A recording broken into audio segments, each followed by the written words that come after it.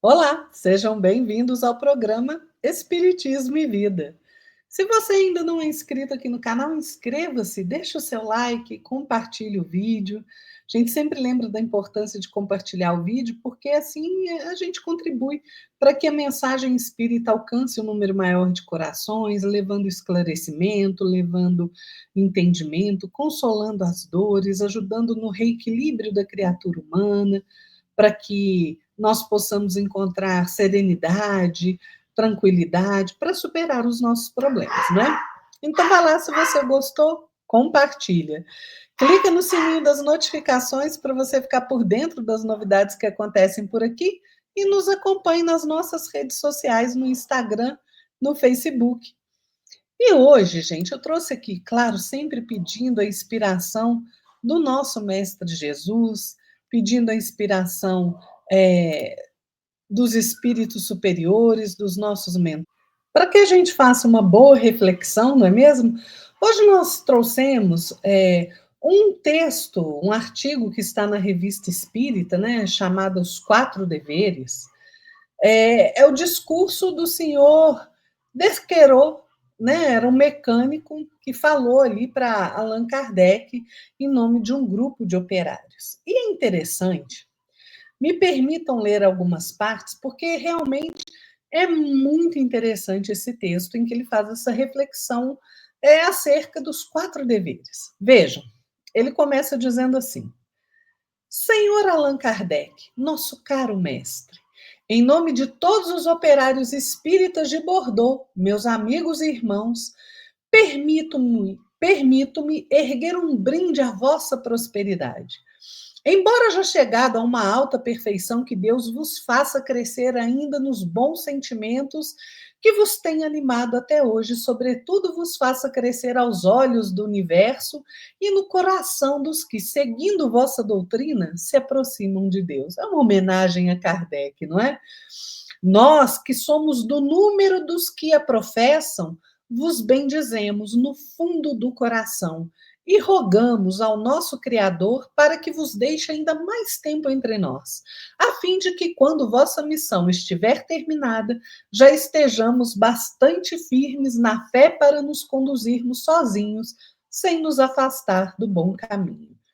E aqui é uma parte interessantíssima da reflexão que ele faz. Vejam, para nós, é uma felicidade inefável ter nascido numa época em que podemos ser esclarecidos pelo Espiritismo. Mas não basta conhecer e desfrutar essa felicidade com a doutrina. Contraímos compromissos que consistem em quatro deveres diferentes. E ele vai dizer quais deveres são esses: dever de submissão, que nos faça ouvir com docilidade, dever de afeição que nos faça amar com ternura, dever de zelo para atender seus interesses com ardor, dever de prática que nos faça honrá-los por nossas obras. E ele vai dizer assim: estamos no seio do Espiritismo, e o Espiritismo é para nós uma firme consolação em nossas penas. Não podemos negar que há momentos na vida em que a razão talvez pudesse nos sustentar, mas outros há em que se tem necessidade de toda a fé que dá o Espiritismo para não sucumbir. Em vão, os filósofos vêm pregar uma firmeza estoica, enunciar suas pomposas máximas, dizer-nos que nada os perturba, que o homem é feito para se possuir a si mesmo e dominar os acontecimentos da vida. Tristes consolações. Longe de suavizar a dor, eles a tornam mais amarga. Em todas as suas palavras, só encontramos o vazio e a esterilidade. E ele vai continuar. Mas o Espiritismo nos vem em socorro, provando que nossa própria aflição pode contribuir para a nossa felicidade. Sim, caro mestre, continuai vossa augusta missão. Continuai a nos mostrar esta ciência que vos é ditada pela bondade divina, nosso consolo durante a vida e pensamento inabalável que nos sustentará por ocasião da morte. Recebei, caro mestre, essas poucas palavras brotadas do coração de vossos filhos, porquanto sois o Pai de todos nós. Pai da classe laboriosa e dos aflitos. Como bem o sabeis, progresso e sofrimento marcham juntos.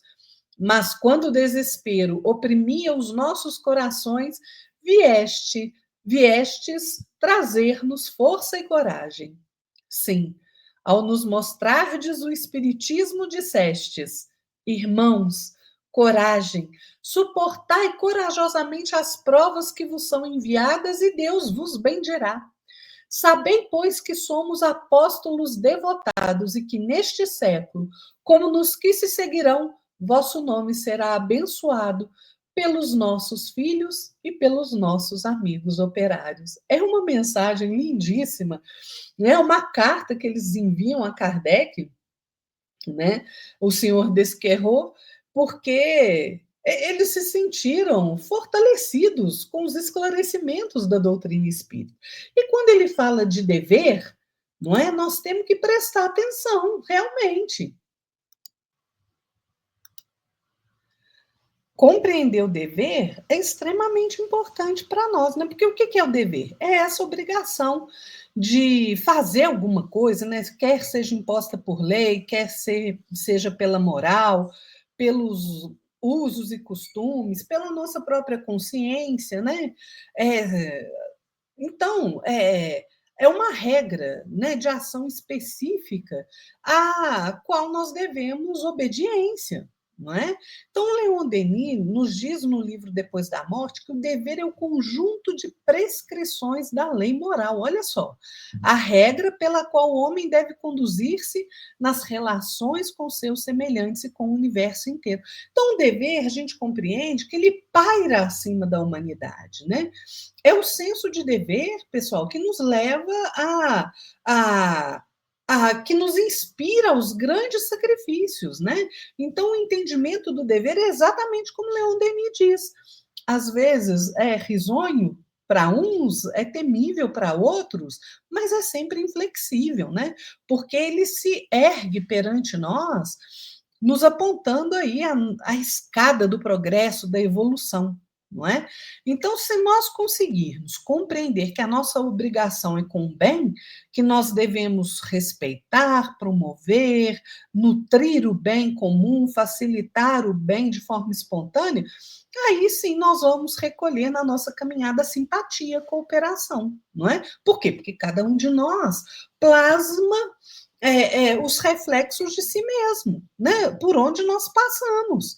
E nós também nos abrimos aos reflexos das mentes mais elevadas ou das mentes mais inferiores, né? Conforme aí o que vai dentro de nós. É pela execução do dever, essa região moral do serviço, a que nós somos constantemente alertados pela nossa consciência, que nós exteriorizamos a nossa melhor parte e recolhemos a melhor parte dos outros, né? E, obviamente, o dever não é o mesmo para todos, né? Varia segundo a condição espiritual de cada um e também com a quantidade de saberes, de conhecimento que cada um já conseguiu juntar aí dentro de si no decorrer das várias experiências, né? Quando o senhor Dequerot fala do dever de submissão, né, que nos faça ouvir com docilidade, imediatamente nós nos lembramos de Emmanuel no livro Pensamento e Vida, que nos informa que o dever define a submissão que nos cabe a certos princípios estabelecidos como leis pela sabedoria divina, né? Para quê? Para que a gente possa desenvolver as nossas faculdades. E submissão é o quê? Obediência. É subordinação. Nós somos criaturas. Não somos o Criador, somos criaturas, né? Então, tem gente que tem problema com questão de obediência e de submissão, mas nenhuma criatura, gente, é maior que o Criador, né? Então, nós devemos obediência ao Criador. O senhor Desquerot vai falar também do dever de afeição, né, que nos faça amar com ternura. Lá no livro Consolador, na questão 173, Emmanuel é perguntado sobre como nós devemos entender a simpatia e a antipatia, né? Então, Emmanuel explica que essas duas coisas, simpatia e antipatia, têm as suas raízes profundas no espírito, né? Nessa entrosagem de fluidos que são peculiares a cada um de nós, né? Então, a gente deve considerar que toda antipatia, aparentemente a mais justa que seja, né, ela precisa morrer para dar lugar à simpatia. Por quê? Porque a simpatia é que edifica o nosso coração para o trabalho. Este trabalho construtivo no bem legítimo da fraternidade, né? A gente ainda tem aí uma grande dificuldade de compreender e de cumprir os nossos deveres no campo dos sentimentos, né? Por quê? Porque nós somos imperfeitos, mas nós estamos sempre vivendo o antagonismo dos nossos próprios interesses, né? Dos sentimentos mais elevados. Por quê? A nossa imperfeição, ela nos impele aos interesses materiais, às paixões inferiores, ao egoísmo, ao orgulho, não é? E os sentimentos mais elevados são o estímulo que nós temos para caminhar de forma melhor no mundo, angariando virtudes, né? Então, gente, nós temos que compreender essa questão para a gente caminhar com mais segurança no mundo. Quando o senhor Desquerô fala do dever de zelo para atender os seus interesses com ardor, vamos lembrar o que é zelar? É vigiar, é proteger, é defender, é interessar-se, né? E é isso que a gente tem que fazer pela doutrina espírita.